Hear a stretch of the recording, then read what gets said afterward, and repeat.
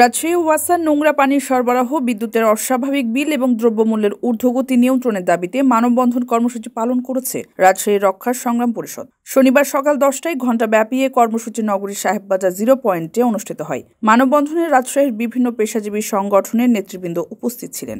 মানববন্ধনে বক্তারা জানান, রাজশাহী ওয়াসা যে পানি সরবরাহ করছে তা অত্যন্ত ঝুঁকিপূর্ণ এবং সম্প্রতি ওয়াসার পানিতে কলিফর্ম ব্যাকটেরিয়া পাওয়া গেছে, যা মানবদেহের জন্য মারাত্মক ক্ষতিকর। এছাড়া ওয়াসার পানির দাম বৃদ্ধি করা হয়েছে, যা জনস্বার্থের বিপক্ষে। বক্তারা দাবি করেন, অবিলম্বে সুপেয় পানির সরবরাহ নিশ্চিত করতে এবং পানির দাম সহনীয় পর্যায়ে রাখতে ওয়াসাকে কঠোর পদক্ষেপ নিতে হবে। কর্মসূচিতে বক্তারা নেসকোর বিদ্যুতের সেবার উপর ক্ষোভ প্রকাশ করেন। তারা অভিযোগ করেন যে নেসকো গ্রাহকদের অজান্তে অস্বাভাবিক বিল আদায় করছে এবং প্রিপেইড মিটার বাতিল করা উচিত। এছাড়া বিদ্যুতের সরবরাহে যে অনিয়ম এবং দুর্নীতি চলছে তা বন্ধ করার দাবি জানানো হয়। বক্তারা জানান, বিদ্যুতের মিটার রিডিং ছাড়া অযৌক্তিক বিলিং বন্ধ করতে হবে এবং গ্রাহকদের সুষ্ঠু সেবা দিতে হবে। মানববন্ধনে দ্রব্যমূল্যের ঊর্ধ্বগতি নিয়েও ক্ষোভ প্রকাশ করা হয়। বক্তারা বলেন, পবিত্র রমজান মাস আসন্ন, তাই খাদ্য ও দ্রব্যমূল্য মানুষের ক্রয় ক্ষমতার মধ্যে রাখতে হবে।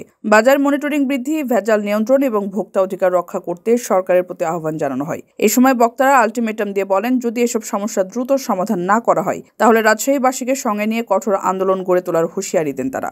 রাজশাহী রক্ষা সংগ্রাম পরিষদের সভাপতি মোহাম্মদ লিয়াকত আলীর সভাপতিত্বে এবং সাধারণ সম্পাদক মোহাম্মদ জামাত খানের সঞ্চালনায় মানববন্ধনে বক্তব্য রাখেন পবার হরিপুর ইউপি চেয়ারম্যান অধ্যাপক আবুল কালাম আজাদ, রাজশাহী চেম্বার অব কমার্সের সাবেক পরিচালক আলহাজ হারুনুর রশিদ, প্রকৌশলী জিয়াউদ্দিন আহমেদ, বাংলাদেশ পরিবেশ আন্দোলন বাপার কেন্দ্রীয় কমিটির সদস্য আফজাল হোসেন, সিনিয়র সাংবাদিক মামুনুর রশিদ সহ আরো অনেকে।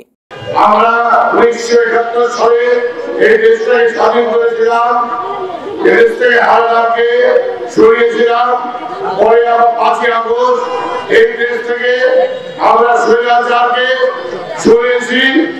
আপামর জনগণ থেকে আরম্ভ করে এদেশের যুব সমাজ থেকে আরম্ভ করে যারা ছিলেন সবাই রাজপথে থেকে এদেশ থেকে পালিয়ে যেতে বাধ্য করেছি। কিন্তু এদেশের দোসর বাহিনী আপনারা আজকে আমাদের যে জায়গায় ছিল ওই জায়গাতেই আছে, তাদের চরিত্রের কোনো পরিবর্তন ঘটেনি। আমরা বড় আশা করেছিলাম, বলা হয় দেশটা পরিবর্তন হবে, কিন্তু পরিবর্তনের পর লক্ষ্য করা যাচ্ছে না।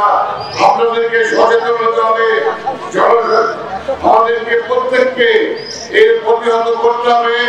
আমরা যদি প্রতিহত না করতে পারি, এরা তাদের প্র্যাকটিসেই থাকবে, এরা তাদের প্র্যাকটিস থেকে সরে আসবে না।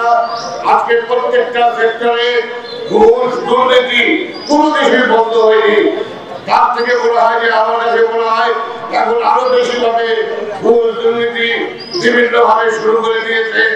আমাদেরকে বলা হচ্ছে, উপদেশ করা হচ্ছে, আপনারা ধরেন, আপনারা এদের প্রতিহত করেন, কিন্তু আমরা কেউ ভয়ে এদেরকে প্রতিহত করছি না।